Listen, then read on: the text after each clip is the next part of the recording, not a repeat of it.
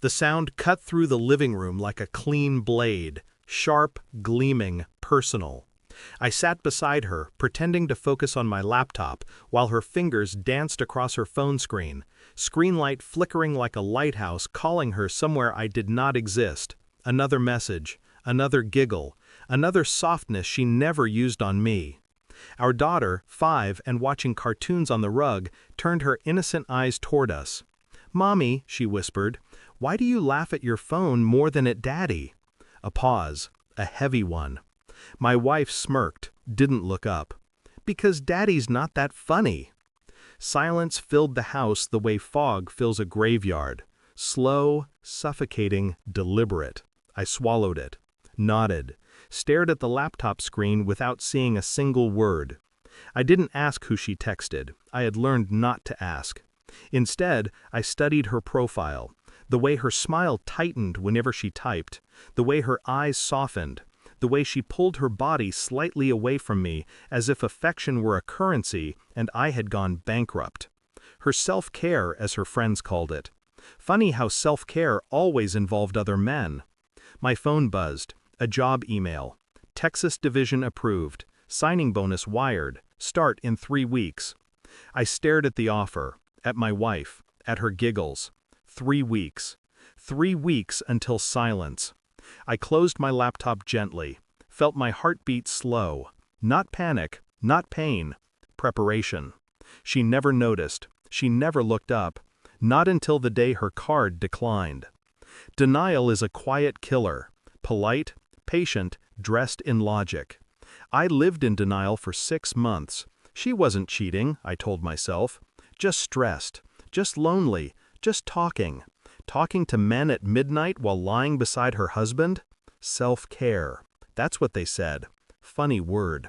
Self-care tastes like betrayal when you say it slowly. I told myself I was overthinking.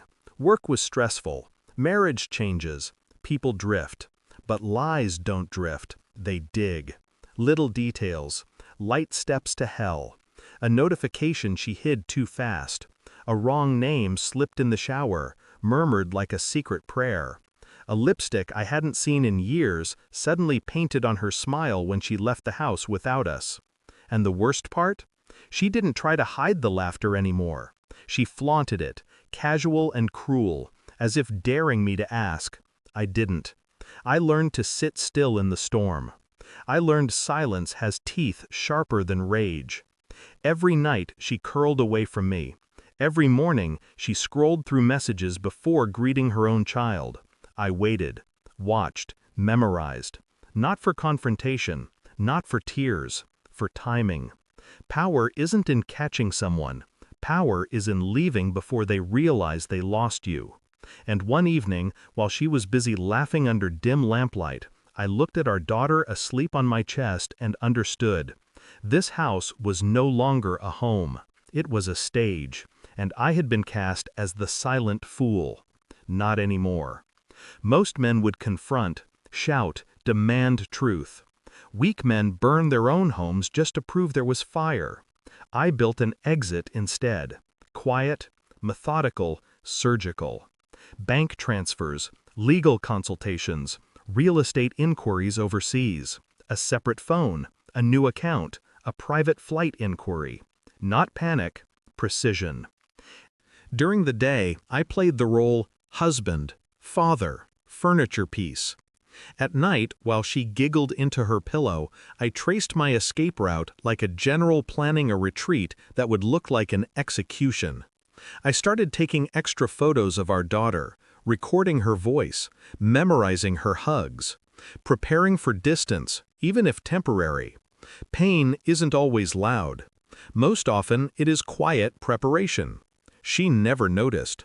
Her world existed in pixels and flattery. Once, I stood behind her as she texted. A message popped up. "You deserve better than him." She smiled. I died, quietly, without reaction. That's the thing about heartbreak. It doesn't kill you at once. It assassins you in slices. By the time 3 weeks passed, I was gone long before I left. The morning I left, She didn't look up from her phone, not even when I kissed our daughter's forehead, not even when I placed my wedding ring on the kitchen counter like a gravestone. She only noticed absence when it hurt her wallet. 3 days later, at a grocery store in our old town, her card declined. Then her phone buzzed. Then another card failed. Then panic bloomed. I watched from a private jet, a glass of still water in my hand, silence cocooning me. The messages rolled in. Where are you? Why can't I access the account? Call me now. Then anger. Be a man and answer.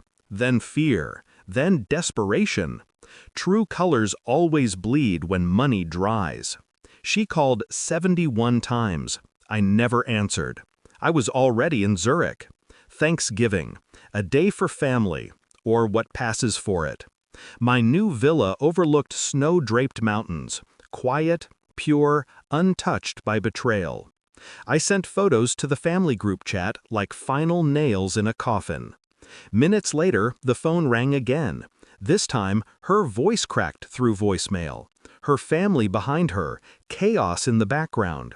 Then her daughter-in-law screamed, "If you want to join Thanksgiving, come wash the dishes." My reply was one word. I hung up. Sometimes revenge isn't destruction, it's silence.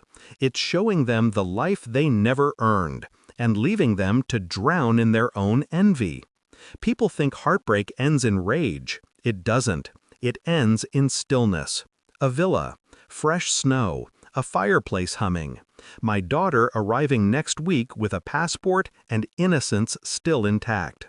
I don't miss my wife. I miss who I thought she was. But illusions die once you stop feeding them. I didn't abandon her. She abandoned us long before I walked away. Funny how she only looked up when the money vanished. She thought marriage was security. It was a test. She failed, and I passed quietly. No more laughter beside me. No more pretending. I don't need revenge. I already won.